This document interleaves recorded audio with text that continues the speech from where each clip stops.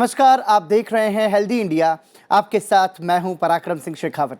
Healthy India में आज बात करेंगे हम अस्थमा यानी कि दमा रोग की। साथ ही समझने की कोशिश करेंगे कि कौन कौन सी जो शारीरिक व्यायाम है वो हम इसके उपचार के लिए कर सकते हैं, और शारीरिक व्यायाम के महत्व को भी आज हम समझेंगे। आम भाषा में समझें तो सांस लेने में परेशानी होना दमा रोग का स्वाभाविक लक्षण है। अस्थमा दुनिया भर में सभी उम्र, लिंग और नस्ल के लोगों को प्रभावित करता है। इसके लिए व्यापक ज्ञान और सस्ती और गुणवत्तापूर्ण स्वास्थ्य सेवा की आवश्यकता है।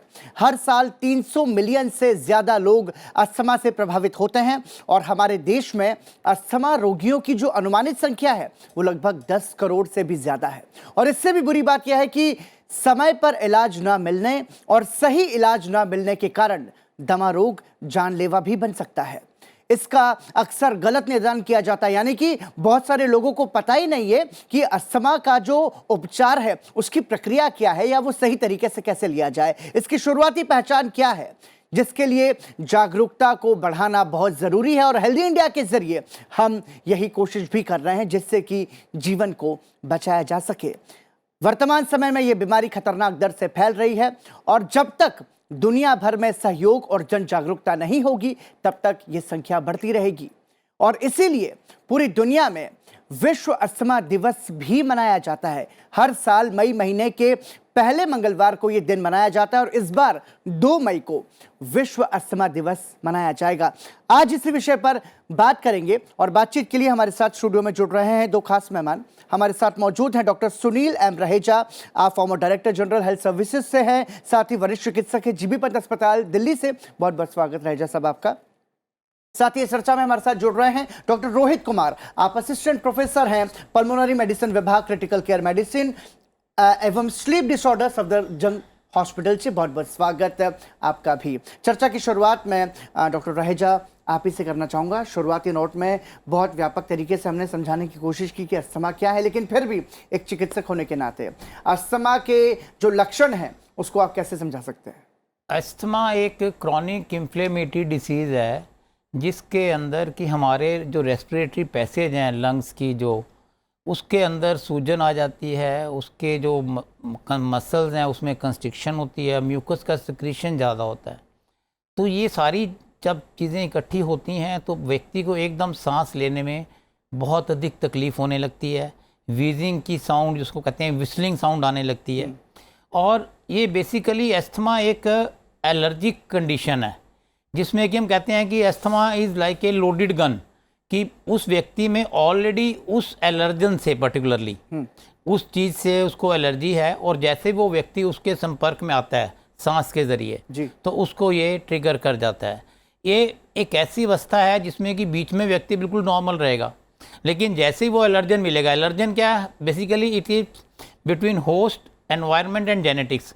उस व्यक्ति के अंदर जेनेटिकली वो प्रोन है एलर्जी उस पर्टिकुलर एलर्जन से, और जैसे ही वो उसके संपर्क में आएगा सांस के ज़रिए तो एकदम जो सांस की नलियाँ वो सिकुड़ जाएंगी, उसमें सूजन हो जाएगी, म्यूकस का सिक्रीशन निकलेगा, और आप समझ सकते हैं कि इसके साथ व्यक्ति का जो सांस घुटने लगेगा, जिससे वो बताता है कि मेरे को सांस नहीं आ रहा, तेज़ तेज़ सांस लेगा। फिर धीरे धीरे जैसे इसकी अलग अलग स्टेजेस हैं, आखिर वाली स्टेज में ओमिनस अस्थमा कहते हैं जिसमें कि सांस बिल्कुल ना के बराबर आता है, एयर एंट्री कम हो जाती है। तो ये सारी स्टेजेस के थ्रू व्यक्ति जाता है, और ये डायनामिक है। जैसे आपने उस एलर्जन से उस व्यक्ति को अलग कर दिया वो इम्प्रूव कर जाएगा। और ज़रूरी है कि एलर्जेंस का हमें पहचानना ज़रूरी है। जैसे आजकल के मौसम के अंदर पॉलन, डस्ट, पॉलन बहुत इंपॉर्टेंट एलर्जन है, डस्ट है, माइट्स है, स्मोक है, पॉल्यूशन है। इसके अलावा आपको किसी परफ्यूम से, किसी केमिकल से या किसी पेंट, उससे भी अटैक हो सकता है। इवन अगरबत्ती के धुएं से आपको अस्थमा का अटैक ट्रिगर हो सकता है, कॉकरोच, माइट्स। तो ये सारी चीज़ें ऐसी हैं। खाने पीने की चीज़ें जैसे कि सल्फाइड्स होते हैं बादाम के जिसके ऊपर कोटिंग करते हैं हम, शेलफिश जी, और आपका मशरूम, इन किसी भी चीज़ से व्यक्ति को मतलब ये समझे कि जो अलग आपको अलग ये समझना कि कौन सा एलर्जन है जिससे कि आपको अटैक पड़ता है। लेकिन जो अस्थमा के जो रोगी हैं, जैसा कि उदाहरण बहुत विस्तार में डॉक्टर रहेजा ने दिए, मैं समझना चाहूँगा डॉक्टर रोहित की अलग अलग जो अस्थमा के जो पीड़ित हैं, क्या उनको अलग अलग एलर्जी की वजह से ये बीमारी पकड़ती है, ऐसा समझा जाए? तो ऐसा नहीं है कि एक ही ट्रिगर हर किसी पे काम करेगा। वही। कभी के लिए कुछ ट्रिगर्स होते हैं, कुछ ट्रिगर्स कईयों में कॉमन होते हैं। ओके। जैसे कई बारी जब मौसम बदलता है तो आपने देखा होगा कि सर्दी के मौसम में कईयों को, कई अस्थमा पेशेंट्स को दिक्कत आ जाती है। तो उन कई मरीजों के लिए एक कॉमन ट्रिगर हो सकता है, बट ज़रूरी नहीं कि हर एक ट्रिगर हर इंसान पे काम करे। ठीक है। तो हर किसी के लिए एक अलग ट्रिगर हो सकता है। किसी के लिए धूल से दिक्कत हो सकती है, तो उसके जब सांस की नली में वो धूल जाएगी, उसकी सांस की, जैसे सर ने बताया अभी आपको, सांस की नली थोड़ी सी सुगड़ती है, ऐसी आवाज़ आने लगती है, इसको हम वीजिंग कहते हैं। जब आपको वीजिंग सुनाई दे, ये एक बहुत क्लियर साइन होता है कि सांस की नली थोड़ी सिकुड़ रही है, उससे हवा को पास करते हुए थोड़ी दिक्कत आ रही है, और ये एक अस्थमा का बहुत क्लियर लक्षण होता है। तो मरीजों से हमें ये पूछना पड़ता है कि आपको वीजिंग कब हुई। एक एग्जाम्पल दूंगा, एक होता है ऑक्यूपेशनल अस्थमा। उसको जो बंदा होता है वो जिस ऑफिस में काम कर रहा है, वहाँ पे ऑफिस में कुछ ऐसा ट्रिगर हो सकता है, तो मंडे टू फ्राइडे वो बताएगा कि जी जाता हूँ तो ऐसी आवाज़ आती है, सैटरडे संडे घर पे होता हूँ मैं ठीक हो जाता हूँ। तो वो एक लक्षण है जिससे हमें पता चल जाता है कि शायद ऑफिस में कुछ हो जिससे ये हो रहा हो। और अक्सर हम ये देखते हैं कि जो अलग अलग उम्र के जो लोग हैं, चाहे वो बच्चे हों, चाहे वो जवान हो या फिर बुजुर्ग हों, ये अस्थमा एक ऐसी बीमारी वो किसी भी उम्र में किसी भी व्यक्ति को वो जकड़ सकती है। ये आपने बहुत अच्छा पॉइंट बताया। यूजुअली हम पहले ये सोचते थे कि अस्थमा सिर्फ बच्चों की बीमारी है, फिर बड़े में नहीं होती है, but there is a condition late onset asthma.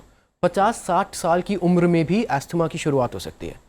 तो पहले हम सोचते थे कि नहीं ये तो शायद सीओपीडी है, ये अस्थमा नहीं है, but there is late onset asthma जो आपको देखने को मिलता है। ओके डॉक्टर रहेजा, क्या अंतर है? मतलब हम हार्ट जो डिसीज वाले जो पेशेंट रहते हैं उनको भी देखते हैं, वो सांस लेने में परेशानी होती है, जो फेफड़े से संबंधित बीमारियां होती हैं उनको भी सांस लेने में परेशानी होती है, अस्थमा में भी सांस लेने में परेशानी होती है, तो सीओपीडी और अस्थमा में क्या डिफरेंस है?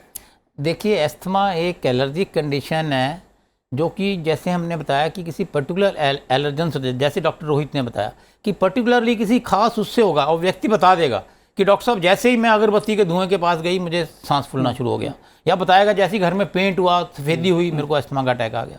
तो ये व्यक्ति को मालूम पड़ जाता है धीरे धीरे क्या क्या ट्रिगर्स हैं। ठीक है। जब जो कि सीओपीडी है वो एक क्रॉनिक ऑब्स्ट्रक्टिव पल्मोनरी डिसीज़ है जो कि लेट ऑनसेट होती है। ज़्यादातर ये क्रॉनिक स्मोकर्स में होती है, या ऐसे व्यक्ति में जो कि काफ़ी समय तक धुएं में, मिट्टी में, पॉल्यूशन में रहते हैं, या कुछ एक ऑक्यूपेशनल ऐसी जगह जहाँ पे क्रॉनिक ये चीज़ें हैं उनमें पाई जाती है। सीओपीडी में व्यक्ति उसमें ब्रोंकाइटिस हो सकता है, एम्फाइसीमा हो सकता है, पिंक पफर्स, ब्लू ब्लॉटर्स। अगर ब्रोंकाइटिस है तो सुबह सुबह बलगम ज़्यादा आएगा, और अगर एम्फाइसीमा है तो बैरल शेप लंबी चेस्ट हो जाएगी। और जो सीओपीडी के अंदर हम देखते हैं कि अस्थमा में जैसे ही अटैक आता है हम स्पायरोमीट्री नॉर्मली एडवाइस करते हैं पेशेंट को, और जैसे ही हम उसको ब्रोंकोडायलेटर देंगे बीटा-2 एगोनिस्ट, वो एकदम रिवर्सिबिलिटी दिखाता है उसके अंदर, जबकि सीओपीडी में ऐसा नहीं पाया जाता अक्सर। और एक पर्टिकुलर हिस्ट्री है, और इसी प्रकार कई बार पेशेंट रात को बताता है जी मैं एकदम मेरा सांस फूलना शुरू हो गया, एकदम छाती में घबराहट हो गई, पसीने आ गए, तो ये कार्डियक साइन भी हो सकते हैं। तो हमें ये भी समझना है कि एक there is something called cardiac asthma, और there is another entity which is called exercise induced asthma, जो कि व्यक्ति ने जैसे ही एक्सरसाइज शुरू करी एकदम सांस फूलना शुरू हो गया, लेकिन बाद में वो धीरे धीरे इंप्रूव कर जाता है जैसे जैसे केमिकल रिलीज होते हैं। और जैसे डॉक्टर रोहित ने बताया कि एक अस्थमा के अंदर ये कंडीशन भी है कि भाई आप ठंडी हवा में गए, जैसे एकदम ठंड में गए, एकदम सांस फूलना शुरू हो गया, cold dry air is another trigger. So you have to recognize किससे आपको अस्थमा हो रहा है, किससे आपका एकदम ये ट्रिगर करता है, आप उससे बच के रहिए। और यदि ऐसी स्टेज में कभी आपको अटैक आता भी है, सबसे ज़रूरी बात है कि आप उस ट्रिगर से दूर चले जाएं, या उस ट्रिगर को वहाँ से हटा दें, और तुरंत ब्रोंकोडायलेटर थेरेपी लें। उसके अंदर हम आगे जाके डिस्कस करेंगे, रिलीवर्स हैं और कंट्रोलर्स हैं। वो तरीके क्या है, वो डूज एंड डोंट्स है, ट्रीटमेंट तुरंत करना है। Time is life. बिल्कुल, ये बहुत महत्वपूर्ण है और इस पर भी चर्चा संक्षिप्त में करेंगे। लेकिन डॉक्टर रोहित, क्या अस्थमा के प्रकार भी होते हैं क्या? मतलब ये अलग अलग प्रकार का भी होता है क्या? हाँ, तो अस्थमा के आप देखेंगे तो अगर आप उसकी डेफिनेशन कहो तो it is a heterogeneous disorder. Heterogeneous disorder मतलब कई तरीके हैं, कई तरीके से सूजन हो रही है, बट अल्टीमेटली अस्थमा में जब हम डिफाइन करते हैं कि वो सांस की नली में सूजन है, तो उस सूजन की वजह से ये दिक्कत आती है, एंड वो सूजन वेरिएबल होती है। आपको सुबह शाम में एक वेरिएबिलिटी दिखेगी, आपको वीकडेज वीकेंड में वेरिएबिलिटी दिखेगी, आपको महीनों में वेरिएबिलिटी दिखेगी, मौसम में वेरिएबिलिटी दिखेगी। तो ये वेरिएबिलिटी आती है क्योंकि सांस की नली में सूजन है, बट ये सूजन के कारण अनेक हो सकते हैं। There can be eosinophilic asthma, एक ईओसिनोफिल होता है जिस इज ईओसिनोफिलिक ड्रिवन, एक non eosinophilic driven, neutrophilic driven, TH1 TH2। मैं बहुत टेक्निकल टर्म्स में नहीं जाना चाहता, बट आप जो डॉक्टर्स होते हैं, जब हमारे पास एस्थमा का मरीज आता है, हमारा काम ये होता है कि इनको एस्थमा है या नहीं, इसकी पुष्टि करनी है। एंड जैसे सर ने आपको अभी बताया, एक PFT की जांच से बड़ा क्लियर हो जाता है कि एस्थमा, सांस की नली में सूजन है या नहीं। ठीक है। एक बारी वो हो जाए, उसके बाद हमें कुछ जांचें और करनी होती है, जिससे हमें पता चल जाता है किस प्रकार का एस्थमा है और इसमें कौन सी दवाई ज़्यादा अच्छा काम करेगी। ठीक है डॉक्टर रहेजा, हम अक्सर ये देखते हैं कि जो अस्थमा के जो रोगी होते हैं, कई तरह के भ्रम उनमें होते हैं। सबसे पहला तो ये कि क्या अस्थमा जीवन भर रहने वाली बीमारी है, मतलब ये लाइलाज है, सिर्फ इसे नियंत्रण कर सकते हैं, इसको खत्म नहीं कर सकते हैं? ये जो भ्रम है, मैं चाहूँगा कि इसको आप तोड़ें। सबसे ज़रूरी है कि यदि आपको अस्थमा है तो बिल्कुल घबराने की बात नहीं है, क्योंकि दुनिया के बड़े बड़े एथलीट जैसे कि PT ऊषा हुई, उनको एस्थमेटिक नहीं है, वो वर्ल्ड इंटरनेशनल लेवल पर उन्होंने अपने आप को की। तो आपको ये नहीं सोचना कि अस्थमा हो गया तो it is end of life और समथिंग लाइक दैट। अस्थमा के लिए जैसे मैंने बताया कि बहुत ही कारगर दवाई हैं जिसके ज़रिए हम इसको कंट्रोल कर सकते हैं, जिसमें कि और आप एक नॉर्मल लाइफ जी सकते हैं। अगर आपको मालूम है कि भाई मेरे को इससे ट्रिगर होता है तो उस ट्रिगर से आप दूर रहिए। अगर घर में धुआं है तो जरा ऐसा करिए कि खिड़कियां खोल दीजिए, उस व्यक्ति को थोड़ा दूर रखिए, क्योंकि इंडिया में ये भी एक बड़ा कॉमन काज है। क्योंकि भारत के अंदर क्या है कि 68% पॉपुलेशन जो है गांव में रहती है, और गांव में आपने देखा होगा कि वो फॉसिल फ्यूल या लकड़ी का इस्तेमाल करते हैं, और अगर आपकी किचन बंद है, वेंटिलेटेड नहीं है, तो पूरे घर में धुआं हो जाता है। तो इन छोटी छोटी चीज़ों का आपने ध्यान रखना है, ट्रिगर से बचाव करना है। आजकल एयर पोल्यूशन, जो पर्टिकुलर व्हीकुलर ट्रैफिक है, पीक आवर्स में ट्रैवल करने से बचना चाहिए ऐसे मरीजों को। AC चला के रखें गाड़ी का अगर जाना भी है, और खिड़कियां बंद रखें। तो आप इसका ध्यान रखिए। एक अच्छे फिजिशियन या रेस्पिरेटरी एक्सपर्ट के जरिए आप अपना साइंटिफिक तरीके से इलाज कराइए, जिसमें मैंने बताया कि inhaler is the best mode of therapy, आपको समझना है। इसके अंदर MDI जो आते हैं इन्हेलर बहुत ही कारगर है। उसमें हमारे कंट्रोलर्स हैं, long acting beta 2 agonist with steroids है, जो कि आपकी सांस की नली में सूजन कम करता है, उसको खुला रखता है, एक्सक्रीशंस को कम करता है, एंटी एलर्जेंस हैं। और दूसरा रिलीवर्स, अगर एकदम आपको अटैक पड़ गया तो शॉर्ट एक्टिंग दवाइयाँ भी हैं, जिसके ज़रिए आप इसको कंट्रोल कर सकते हैं। नेबुलाइजर हैं, उसके अलावा और भी हर टाइप का इसमें एडवांसमेंट इतना ज़्यादा हो चुका है कि आप एक नॉर्मल लाइफ लीड कर सकते हैं। हाँ, लेकिन अस्थमा के मरीजों को हम कंट्रोल कर सकते हैं। और हाँ जी, जड़ से क्या खत्म हो सकती है बीमारी? ऐसा कोई साइंटिफिकली प्रूफ नहीं मिला है, लेकिन I will like to convey कि a person of asthma who is asthmatic can lead a normal life if he is under proper treatment, proper care, not to worry at all, क्योंकि stress induce भी asthma भी हो जाता है, तो आपको इस बात की बिल्कुल चिंता नहीं करनी है। ठीक है डॉक्टर रोहित, कई बार हम ये देखते हैं कि जो तरीके हैं उपचार के, खासतौर से अस्थमा जैसी बीमारी के, सांस संबंधित बीमारी के, वो लोगों को सही तरीका नहीं आता है कि उसको लिया कैसे जाए। ये मैं डॉक्टर रहेजा से भी पूछूंगा, लेकिन मैं आपसे समझना चाहूँगा कि जो उपचार है वो क्या है और उनका सही तरीका क्या है अस्थमा जैसे रोग के लिए? तो उपचार में ना, जैसे आपको अभी सर ने थोड़ा बताया भी है, देयर आर 2 इन्हेलर्स। एक आपको बीमारी समझनी पड़ेगी। बीमारी क्या है? सांस की नली में सूजन है, वो हमेशा रहती है, थोड़ी थोड़ी सूजन हमेशा रहती है। जब ट्रिगर आता है वो बढ़ जाती है, जब बढ़ जाती है मसल्स कंस्ट्रिक्ट करते हैं, फ्लू आता है। तो हमारे पास 2 तरीके के हैं। एक तो कंट्रोलर, कि हमें सूजन को ही कम कर दे। दूसरा रिलीवर, जब बढ़ जाए तो हम एक रिलीवर दे और उसको शांत कर दे, सांस की नली की सूजन क्या है उसको बिल्कुल कम कर दे। तो ये जैसा आपने पूछा कि क्या पूरी तरह ठीक हो जाता है, कभी कभी ये देखा गया है कि मरीज को शायद लक्षण ना हो, बट फिर भी अगर आप उनकी सांस की नली का एनालिसिस करेंगे तो फिर भी सूजन होती है। तो हो क्या है कि ऐसा आदमी अगर बाहर जाएगा, वो सोचेगा मुझे कोई दिक्कत नहीं है, वो शायद अपना इन्हेलर भी बंद कर दे, ये दिक्कत है, वो अपना इन्हेलर बंद कर दे, बाहर चला जाए और उसको हल्का सा भी ट्रिगर लगेगा, उसको सिवियर अटैक पड़ सकता है, ये खतरनाक होता है। तो हमारी ये जो हम मैनेजमेंट करते हैं, हम उसमें क्या ट्राई करते हैं कि हम कंटिन्यूसली कंट्रोलर थेरेपी दें, और कंट्रोलर थेरेपी से हम उसकी सूजन कम कर देंगे। तो अगर वो बाहर जाएगा, शायद वो ठंडी के कांटेक्ट में भी आया, उसको अटैक नहीं पड़ेगा, उसको दिक्कत नहीं होगी। और मान लीजिए अगर फिर भी दिक्कत हो तो एक रिलीवर दे देते हैं। तो शीट एंकर ऑफ थेरेपी, इन 2 चीज़ों से हम मैनेज कर लेते हैं। अब एक और चीज़ मैं अभी क्लियर करना चाहूँगा आपके दर्शकों के लिए, कि अगर आप इन्हेलर ले रहे हो, आपको साइड इफ़ेक्ट्स नहीं होते। इस तरीके का सबसे बड़ा फ़ायदा क्या है, हम बच्चों को भी लाइफ लॉन्ग इन्हेलर्स दे सकते हैं, कोई नुकसान साइड इफेक्ट नहीं होगा। क्यों? क्योंकि ये डायरेक्ट सांस की नली में जा रहा है, ये गोली नहीं है जो पेट में जाएगी, अब्जॉर्ब होगी, ब्लड स्ट्रीम से पूरे बालों से लेके पैरों तक जाएगी, ठीक है, फिर असर करेगी, ऐसा कुछ नहीं ये डायरेक्ट सांस की नली में जाके असर करेगी। और ये तत्काल उपचार है इसका, इमीडिएट एक्टिंग, एंड आप माइक्रोग्राम डोजेस में देते हो। आप समझ रहे हो, 1 मिलीग्राम की टैबलेट माइक्रोग्राम में आप देते हो, सांस की नली में जाते हो, और अगर वो उसको लेके कुल्ला कर ले तो कोई दिक्कत नहीं। डॉक्टर रहेजा, अस्थमा एक ऐसी बीमारी है जो कि पूरी तरीके से हमारी जो शारीरिक गतिविधि है उससे जुड़ी हुई है। मैं समझना चाहूंगा कि जो अस्थमा के रोगी हैं, जो दमा से पीड़ित रोगी हैं, उनको क्या नहीं करना चाहिए फिजिकली, क्योंकि हम ये देखते हैं कि आपने सीढ़ियां चढ़ ली, या फिर यदि आप पानी में तैर लिए, स्विमिंग आपने कर ली, या फिर कोई ऐसी एक्सरसाइज कर ली जिससे कि आपको अस्थमा का अटैक ज़्यादा बढ़ गया, सांस लेने में परेशानी बढ़ गई, तो फिर वो परेशानी का कारण बनती है। सबसे ज़रूरी बात है कि अस्थमा के मरीज़ों को जो भी उनको एक्सरसाइज पसंद है, जैसा बता रहे हैं, स्विमिंग करना पसंद करते हैं, साइकिलिंग करना पसंद करते हैं,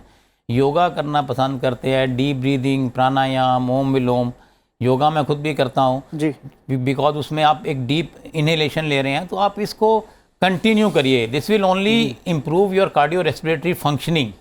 सबसे इम्पॉर्टेंट बात है कि आप जो ट्रिगर है, एलर्जन है, उससे अपने आप को बचा के रखिए। सबसे इम्पॉर्टेंट बात यही है, जैसे मैंने बताया कि asthmatic patient is like a loaded gun, सिर्फ उसको एक ट्रिगर की ज़रूरत है, और ट्रिगर क्या है? एलर्जन है। बॉडी के अंदर ऑलरेडी जेनेटिकली वो बंदा प्रोन है उस एलर्जी के लिए, तो आपको बस ये ध्यान रखना है कि जो भी उसको ट्रिगर है उससे बच के रहें।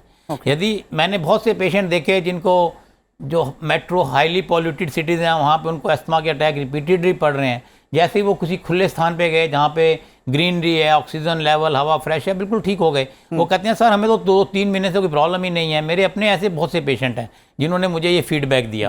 तो आपको ये देखना है कि आप उस एलर्जन से दूर रहें या उस एलर्जन को अपने से दूर कर दें। और जो भी डॉक्टर्स ने दवाई दी है, एंटी एलर्जिक्स, म्यूकोलिटिक एजेंट्स, या जैसे डॉक्टर रोहित ने बताया कि रिलीवर्स एंड कंट्रोलर्स दिए हुए हैं आपको, उसमें आपके इनहेलर्स आते हैं, पाउडर फॉर्म में भी आजकल आ गए हैं, बड़े अच्छे टाइप से, जिसमें कि पेशेंट को लेने में आसानी रहती है। तो आपको उसको रेगुलर लेना है। एस्थमा की हम कहते हैं एस्थमा मैनेजमेंट थेरेपी, क्योंकि ये मल्टी प्रोंग थेरेपी है। जैसे ही आपने इनहेलर लिया, उसमें माइक्रोग्राम्स में, हालांकि बीटा-2 एगोनिस्ट की दवाई है, थोड़ा सा स्टेरॉइड भी है, तो यदि आप उसके बाद थोड़ा सा गार्गल्स और स्टीम करते हैं तो आपको side effects, hoarseness of voice और फंगल इन्फेक्शंस नहीं होगा।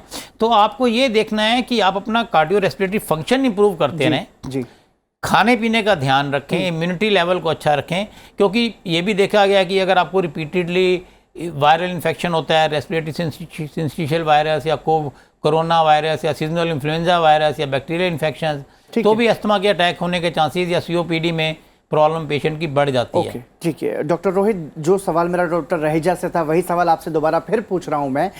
जो अस्थमा से पीड़ित रोगी होते हैं वो कौन कौन सी एक्सरसाइजेस ना करें जिससे कि उनको परेशानी ना हो?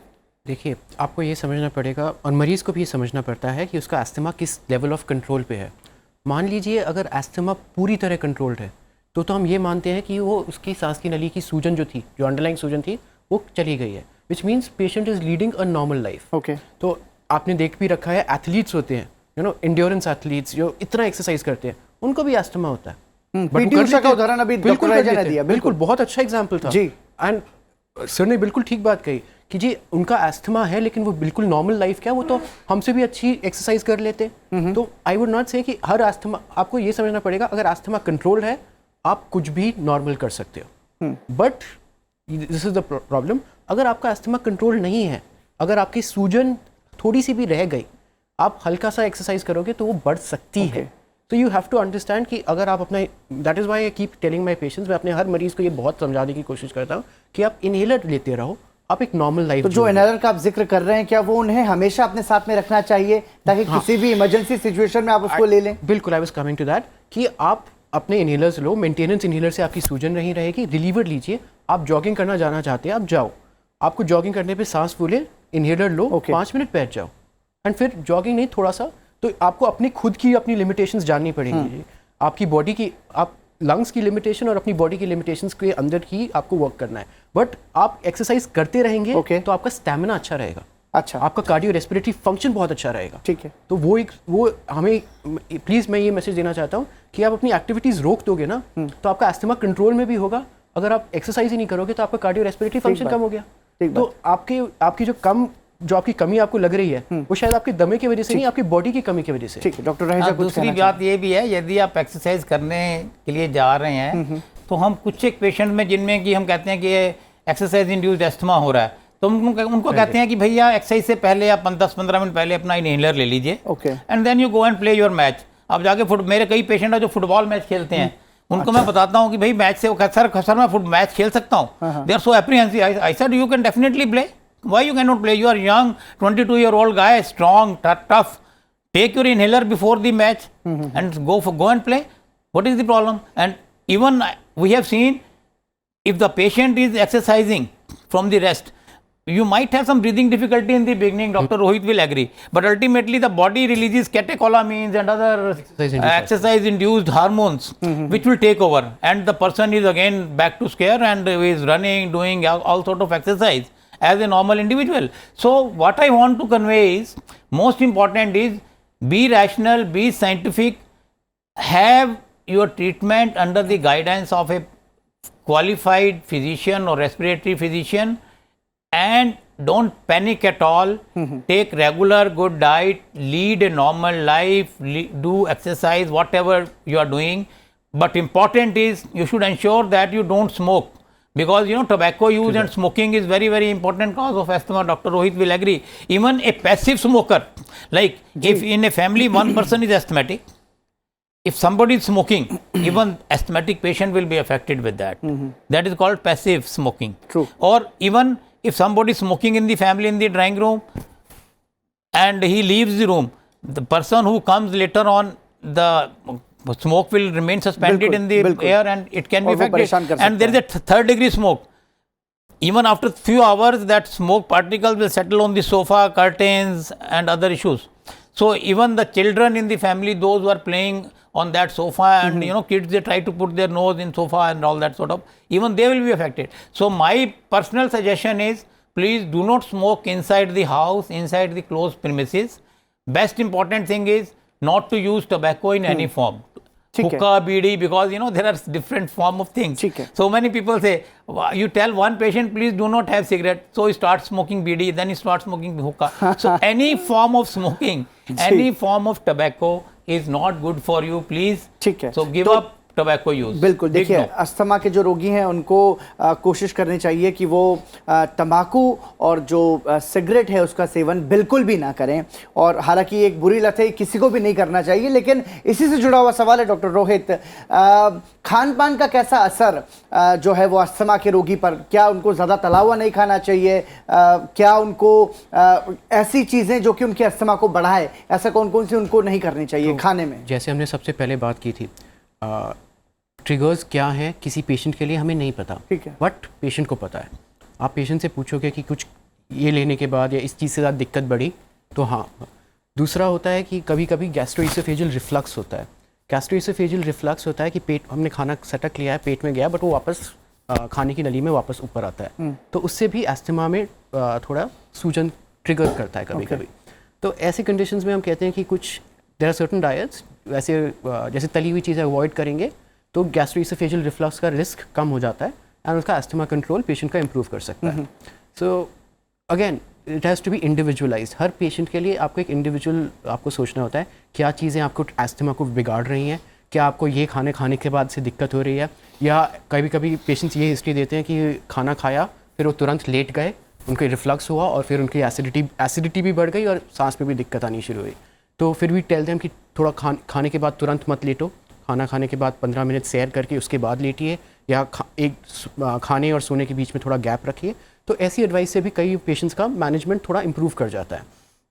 और एक चीज़ मैं ऐड करना चाहूँगा, आपने कहा अस्थमा पेशेंट्स को स्मोक नहीं करना चाहिए, मेरा सबमिशन ये है किसी को भी स्मोक नहीं करना बिल्कुल चाहिए। मैंने वही बात समाप्त करते हुए कही कि ये जीवन एक बहुत अमूल्य तोहफा है भगवान की तरफ से। इसलिए हम सभी को प्रयास करना चाहिए कि हम स्वस्थ रहें और जीवन शैली हमारी जितनी बेहतर रहेगी उतना ही स्वस्थ हम रह पाएंगे। और जैसा कि हमारे दोनों डॉक्टर्स ने ये समझाने की कोशिश की कि यदि आप अस्थमा से पीड़ित हैं, दमा रोग से पीड़ित हैं, तो भी घबराने की ज़रूरत नहीं है, क्योंकि आप एक सामान्य और स्वस्थ जीवन जी सकते हैं जो कुछ उपाय बताए गए हैं उन उपायों के माध्यम से और चिकित्सक की देखरेख में। उम्मीद करते हैं कि इस कार्यक्रम को देखने के बाद दमा रोग के प्रति आपकी जागरूकता बढ़ी होगी और आप स्वस्थ जीवन जी पाएंगे। इसी के साथ इस चर्चा को यहीं विराम देते हैं। बहुत बहुत धन्यवाद डॉक्टर सुनील रहेजा इस चर्चा में हमारे साथ जुड़ने के लिए। धन्यवाद डॉक्टर रोहित कुमार आपका भी, और आप सभी दर्शकों का भी धन्यवाद हेल्दी इंडिया देखने के लिए। इस कार्यक्रम में फिलहाल इतना ही। अपना ख्याल रखिए। नमस्कार।